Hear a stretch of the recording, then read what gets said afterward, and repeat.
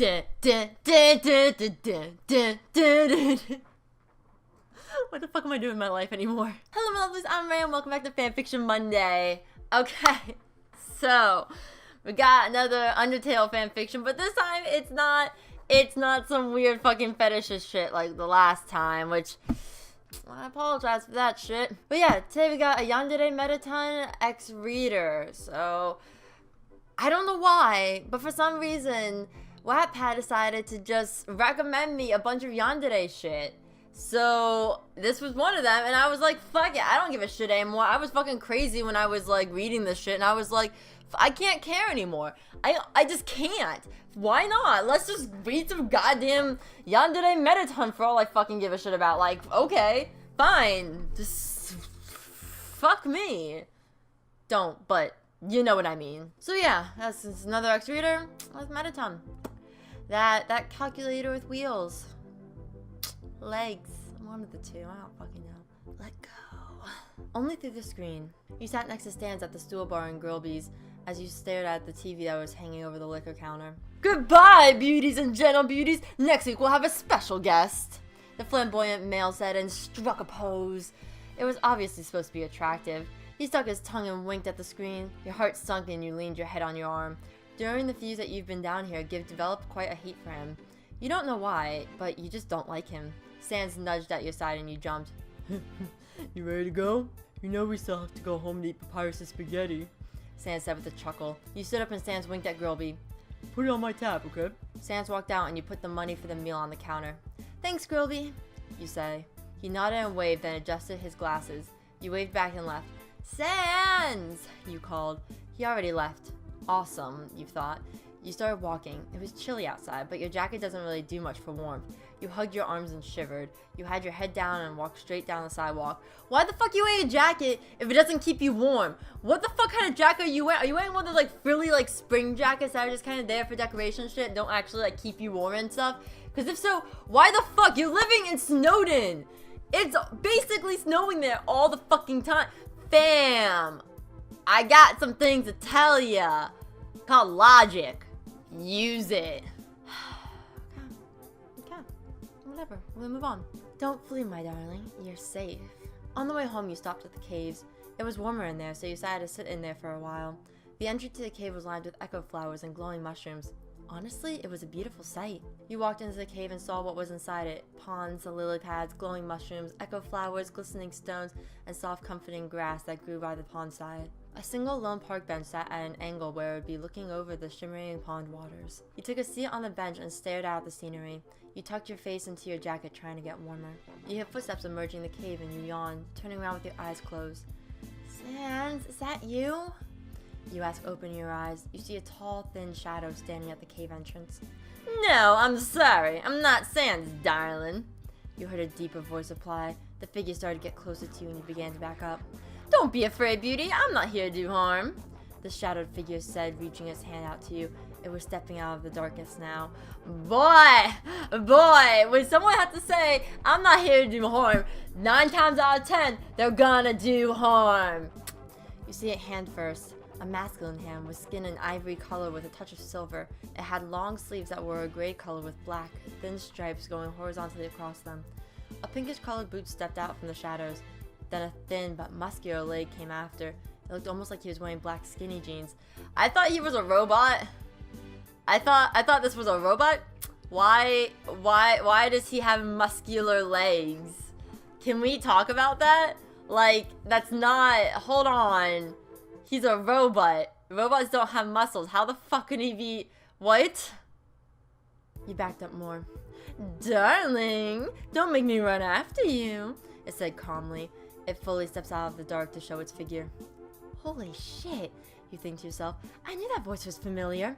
It was the guy from TV. It was Mettaton. He stepped closer to you, and since you were frozen from pure fear or surprisement, you couldn't move. Yes, my darling, don't flee, you're safe, he says, stepping up to you and looking at you. Oh my, you are quite the beauty, he said, smiling down at you. Good thing I caught up with you. This is what we call stranger danger here, kids. If you see a strange man is coming up to you randomly in a dark cave, this is the part where you get the fuck up and leave. Just walk the fuck out. Don't even look back. Fuck that guy. He's not worth your time. I don't care how hot he is. Just leave. Walk out. Like, strange people, don't deal with that shit. Like, the fact that they're just like, I'm just frozen in pure fear. It's like, why? Why are you like this? Why? And of course the whole don't make me run after you. It's like, no, I don't. That doesn't comfort me in any way, shape, or form. I'm more uncomfortable with this entire story. Yeah. What the fuck is wrong with me for reading this shit? You're not going anywhere, silly. Welcome to the choices. Mettaton flings his arms around you and hugs you softly. Do you? A. Hug back, either awkwardly or excitedly. B. Push him away. C. Do nothing, either of amazement or hate. See, if I was better at this whole thing, I would do like a pick your own adventure and then read all choices, but I don't give enough shits for that today. So we're just gonna go with push him away because stranger danger. No. God damn it. He chuckled and let out a fake gasp. He then chuckled, looking down and said, oh, I see. Being rude to your master. He grabbed you from behind and whispered in your ear, that's a big no-no, darling. He smiled and smelt your neck. Smelt? Like he sniffed my... I'm uncomfortable now. I am legitimately uncomfortable. I don't want you smelling my neck. I don't want to read this anymore. I want it to be nice, dear, but I think you need to be... He covered your mouth with a rag. Punished. You passed out Mettaton's arms and you felt him lick your cheek before completely going under. That is what no, I'm not okay with this anymore. I wasn't okay from the start. This got 10 times worse and creepy and... Oh, I'm uncomfortable with all of this. This entire story is making me uncomfortable. Like, I'm not okay with any of this. Can I change my answer? Can I change my answer? I don't want to... I guess, maybe if I hug back, it'll be better. Oh my, he laughed and stroked your hair. I didn't expect that, especially since you disliked me so much. He looked down on you. A cheerful grin crept across his face.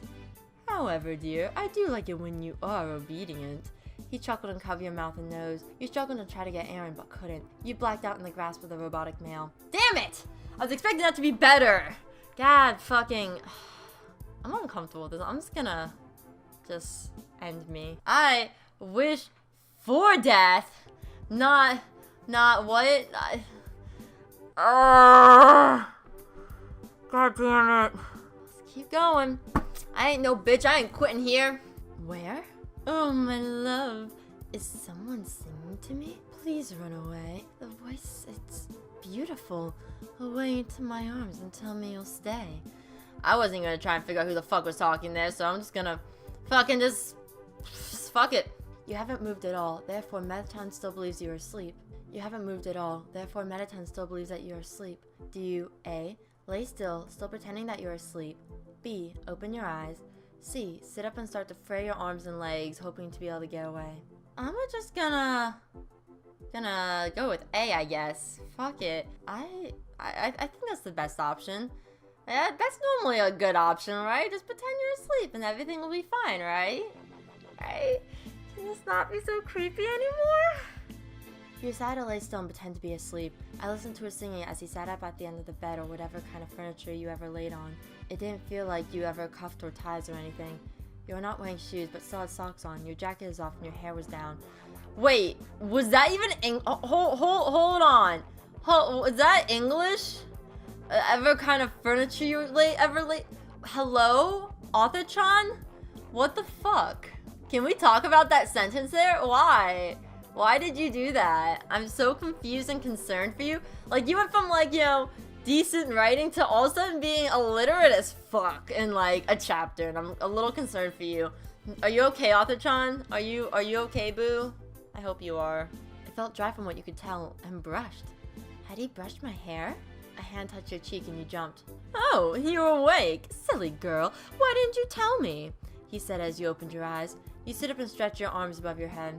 Oh dear, I hope you don't mind. I brushed your hair for you, and I may have done your makeup, he said and smiled at you. Why? You say in confusion. I like taking care of you, he says and smiles gently at you. I don't trust that shit. That is doing me a heck of a concern. You has a mirror across the room and walk to it. Mettaton follows closely behind you and protectively wraps his arms around your waist. You gaze into the mirror in shock. I look beautiful, you mutter. Of course you do, dear. You've always been beautiful. Okay, that wasn't that bad. I'm not gonna even bother with this. I definitely don't want to bother with that. Where's... Oh shit, I haven't come up with a name for my character yet. They've never asked me for my fucking name. Did they? I don't fucking know. Oh, fuck.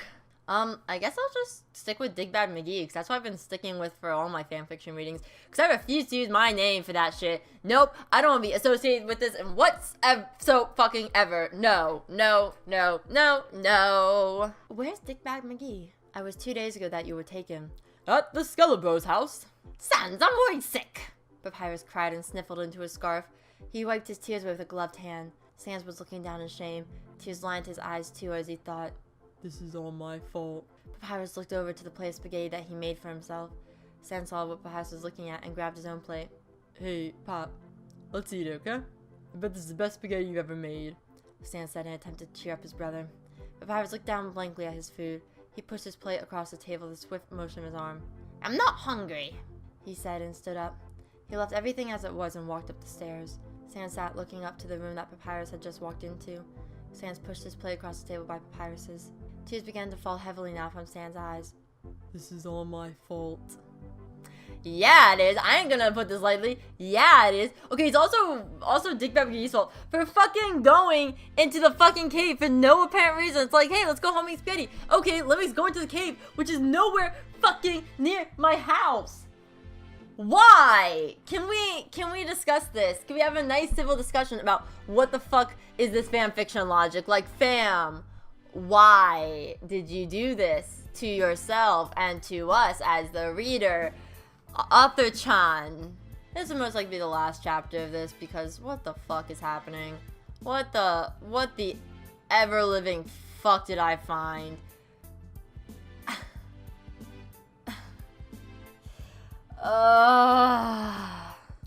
Breakfast? You woke up without feeling Mettaton's presence next to you. You sat up as the door opened and he entered carrying a tray. The tray was covered with delicious food. Oh, good morning, sweetness, he says as he walked towards you, setting the tray on the edge of your bed. I made you breakfast, darling. I need to practice my cooking show later, so voila! He smiled at you. He sat next to you. He picked up the fork and cut into the thick French toast. Now be a good girl and open wide. That sounds so wrong. That sounded so wrong. Oh my god, I don't know. I feel like I have to bleach my mouth after saying those words. Ugh. He said gently in a cheerful manner. Do you A. Open your mouth, B. Shake your head no, but eventually open your mouth, or C. I can feed myself, you say and turn your head away from him. I don't wanna do this. Fuck you, I can feed myself. You can't tell me I love my life. You're not my real dad! I can feed myself, you huff and cross your arms. Oh dear, I thought you learned your lesson last time. I guess it's time for me to be mean then. What? He stood up and grabbed your wrist, yanking you up. You yelped as he looked down on you with half-lidded eyes. His face was scarily bare, no emotion was shown. Oh, I fucked up. Oh, I fucked up. Oh, I fucked up. Oh, I made a mistake. Oh, I made a mistake. Oh, I made a mistake. I'm not okay with this anymore. Oh, I made a mistake. Oh, God, why? You looked away from him again. His grip tightened on your wrist. It hurt. You looked at him, and was the fork aimed at your mouth? Open, he demanded. You were too scared to, so Mettaton sighed and let go of you. He fell on the bed, and Mettaton rested his hand on his hip, thinking. He leaned down to you after a moment and gently held your face. His hand was underneath your head, but his thumb and index finger on either side of your cheeks. Thank.